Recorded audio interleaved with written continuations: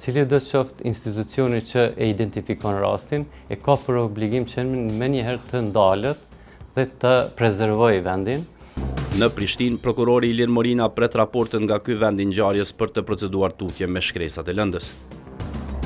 Që jeni njoftu për disa gjetje të eshtra në afërsi të liçenit Livoç. Ta mundesh me na tregu pak procedurën çka ka ndodhur aty? Po, siç e dini, prokuroria punon 24 orë dhe në rastin konkret ka qenë dikun rreth ora 10 të natës. Kam pranuar nga një telefonat nga policia, cilët na kanë njoftuar që qytetarë gjatë punës së tyre të përditshme kanë hasur te disa eshtra. Menjëherë janë stopu punimet dhe janë thirrë njësitë posaçme të policisë, cilët merren me këtë çështje. Policia më ka njoftuar që ka pas eshtra të identifikuar, prandaj kemi marrë masat për izolimin e vendit ngjarjes dhe njoftimin e ekipeve të nevojshme për vlerësimin nëse eshtrat i takojnë periudhës së luftës ose jo. Atë natë policia e ka kryer gjitha këto veprime dhe menjëherë të nismen e mëngjes, policia së bashku me doktorët e Institutit Mjekësisë Ligjore kanë dalë në vendin e ngjarjes dhe kanë bërë vlerësimin e eshtrave për të konstatuar nëse këto eshtra i takojnë periudhës së luftës apo janë në periudhë tjetër. Kjo është procedura standarde që ne e zhvillojmë në rastet e tilla ku ka identifikim të eshtrave. Duhet i falenderojmë patjetër qytetarët, cilët janë shumë bashkëpunues rastet e tilla, sepse gjithmonë kur identifikojnë eshtra gjatë punës tyre të përditshme na njoftojnë.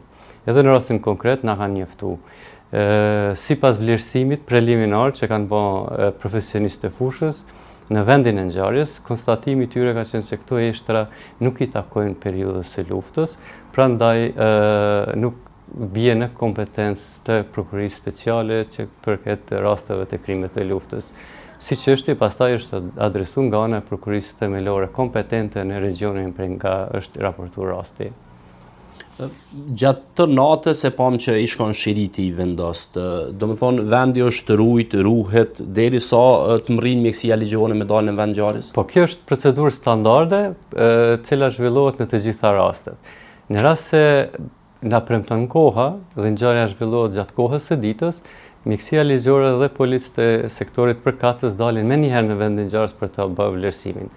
Në rast se ngjarja ndodh jashtë orarit punës, siç ka ndodhur këtë rastin konkret dhe ishte mesi natës, policia ka për obligim vetëm ta izolojë vendin e ngjarjes dhe në rast varësisht për situatës mund të caktojnë edhe policë cilët do të ruajnë gjatë gjithë kohës në vendin e ngjarjes dhe menjëherë të nesërmen e mëngjes ekipet përkatëse dalin në vendin e ngjarjes për vlerësimin e situatës dhe kryerjen e ekzaminimeve të nevojshme për ta përcaktuar periudhën kohore. Kjo pjesë është shumë e rëndësishme.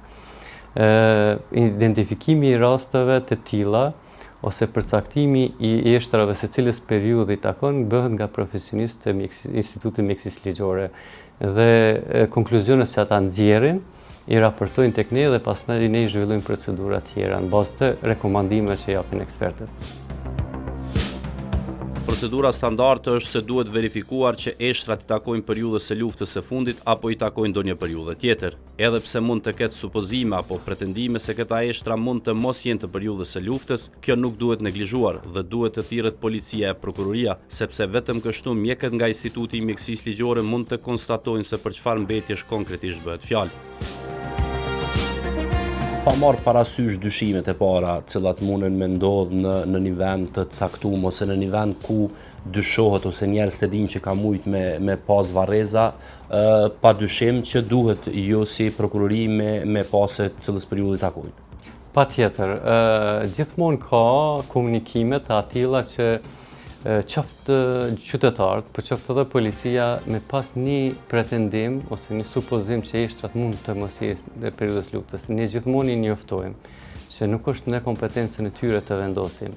Cili do të qoftë institucioni që e identifikon rastin, e ka për obligim që menjëherë të ndalet dhe të prezervojë vendin derisa vinë ekspertat e Institutit të Mjekësisë Ligjore. Vetëm ekspertat janë ata që janë kompetent për të përcaktuar nëse këto eshtrat cilat identifikohen i takojnë periudhës së luftës ose jo. Askush tjetër, të përfshi edhe prokurorët, nuk janë kompetent me përcaktu se cilës periudhë i takojnë këto eshtra. Ne vazhdojmë të përsërisim këtë thirrje dhe për shfrytëzoj rastin që edhe tani të bëjmë një thirrje të tillë që për të gjithë qytetarët, për të gjithë institucionet, sa herë që gjatë punës së tyre të përditshme mund të identifikojnë eshtra në zonën ku ata punojnë, duhet që menjëherë të stopojnë punimet dhe ta njoftojnë policinë në cilin do region, në cilin çdo stacion që kanë më të afërt, apo në thirrjet që janë publike për policisë së Kosovës. Dhe menjëherë ne do të aktivizohemi në mënyrë që të përcaktojmë nëse këto eshtra i takojnë periudhës së luftës ose jo. Ju dini që ende jemi duke punuar në gjetjen e personave të zhdukur me forcë dhe procesi i tillë është shumë kompleks. Mund të ndodhë që me një rast të tillë të identifikohen trupa që janë nga periudha e luftës, prandaj shumë e rëndësishme që të njoftohen institucionet përkatëse e veçanërisht Policia e Kosovës. Hetimet për mbetje mortore zhvillohen nga Prokuria Speciale. Informacionet për çdo dyshim duhet të raportohen në polici apo direkt në prokurori.